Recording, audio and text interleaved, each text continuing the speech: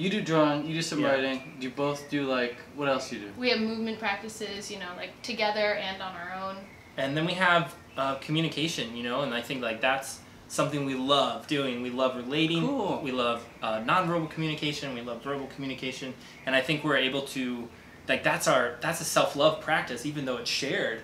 So we get to like share these self-love practices with each other, and use each other as a mirror, you know. Do you want to give like a, maybe it's awkward, maybe it's not, but could you do like a 1-minute example right now between you two? Yeah. Yeah. Okay, so I'll just set the invisible timer and just go for it. Hi. Hey, how are you feeling right now? Good. Yeah, it's really nice to be here with Ted. Yeah. I like this guy a lot. Yeah, me too. Yeah, and it's good to be here with you. I definitely feel like more more relaxed and more grounded than I kind of expected to be after spending so much time at our place, just you and I. Yeah. It feels nice. That feels really nice to me. How about you? I noticed that I'm sweating profusely, I've got a little bit of that which too. I'm not, like, exactly sure what's going on there. I feel really relaxed with both of you. Yeah. But it's really nice to actually get the chance to check in about that, because like beads of sweat going down my arm. Babe, I have the same thing. I'm not sure what it is. Is it hot in here or? I don't know. Maybe it's just the love vibes. I think so. Nervous love vibes. Love from the bits. Yeah. Love you. Is the kiss at the end like the seal? The deal? It doesn't have to be, Just but anytime. you know, Yeah. it feels right. Cool. Yeah. That was cool. Thanks for sharing that. Just checking in Yeah. with each other is really nice, and I guess like the big theme for us is authenticity and self-observation, like what you were talking about with diet, you know, and being able to check in and be like, how do I feel in this? Right. It's the same thing, like learning self-observation skills, and then having a person or a community to practice this with. Right. It's incredible. And how does that right there get instigated? Because sometimes people are like, okay, we need to talk. For sure. And that's like after like a year or two of like It's keep true. following, right? Oh man, yeah. We need to talk, Yeah. we're getting a divorce. Right. Right. Boom! Right. You've been feeling it for a long time, but you don't have the Right.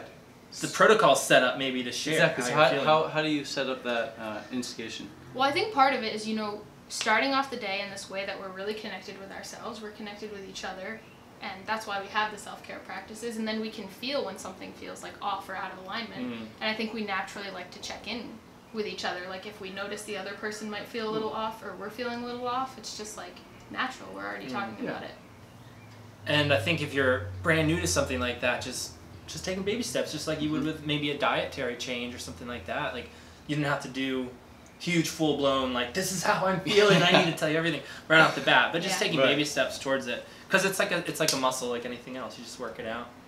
Or having times like transitions. I notice during transitions in our day, we often check in, just because it's like, you know. Can you give an example, maybe? Yeah, so like after we do acrobatics and before we have dinner, it's kind of like this, we're changing the theme of the day, and sometimes it can feel like, or a lot of times like when we're getting to the end of our work day, we've had a lot of computer time and like we're really digging it and want to do more, but also it's like we need to get up and move our bodies. I can tell like things start to come up for us, and so sometimes just checking in there, just saying like, hey, do you feel like maybe it would help us to go outside right now, or like move our bodies or do something? Very cool, very cool. I think it's very helpful to have these check-ins often, sooner rather than later. Yeah. Because like I said, people let stuff bubble up and then they finally just... And I think that's the kind of stuff that is related to stress that causes disease and pain and discomfort and chaos and all the stuff that we're all trying to mitigate a little bit through these different avenues of health. What's one book that either of you two would recommend as far as like helping people improve their relationships goes? Ooh, that's a good one. Oh, their relationships. I have one that's an IFS book, that's Internal Family Systems, which is just a modality of therapy that I was trained in that I really love. And it focuses on individual growth, but in the context of relationships. And it's called You Are the One You Have Been Waiting For. It's by Richard Schwartz, is one of the co-authors, so should be able to find that. It's got exercises in there and stuff, so yeah, that was a life changer for me. Yeah.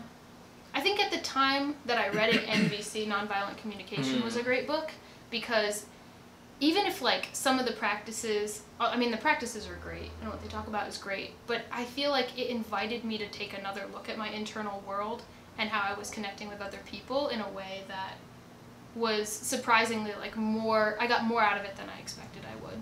Totally back that up. Yeah.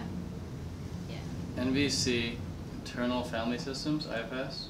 That is the modality that the book and is you kind are of the based one on. But you've been waiting for. Yeah. And the one I'd recommend is How to Win Friends and Influence People. Uh-huh. It's just a guideline recipe book really for how to start a conversation, how to carry it through, and how to finish it, so that the other person always feels empowered. It's so cool. It's like, because in life, really, I want to get what I want, and you want to get what you want. And there's a way that we can both get that. I agree. But a lot of people will come up to you and be like, I want to do acro, let's go. And you're like, what do I get go? from that? Exactly. But instead I could come up and be like, hey, I see that you're really good at acro, so you first like praise them a bit. And it's true, genuine praise. Like, hey Connor, you're really good at acro. And I was just wondering if you had some time later today, maybe we could do some acro together. And if that's cool with you, let me know. If not, no worries. I love that. Way better than being like, hey, I really want to do acro, let's go. Yeah. That's kind of annoying. So How to Win Friends, Influence People, all about how to talk and communicate with others in a way that they feel like they want to do what you want them to do. And we all want other people to do things that we want them to do, really.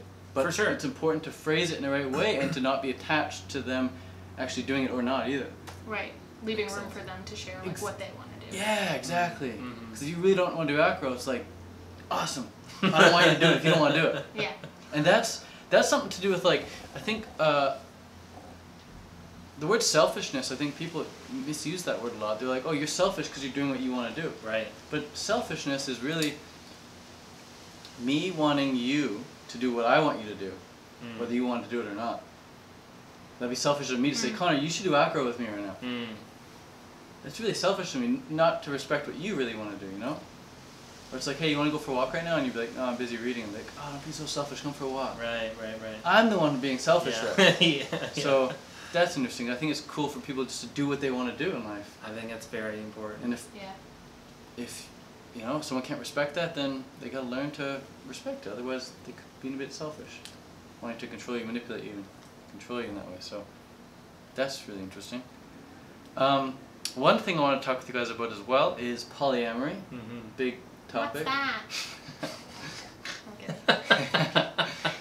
Polyamory. Yeah, for those of you who don't know, probably some of you don't know, how would you guys define polyamory?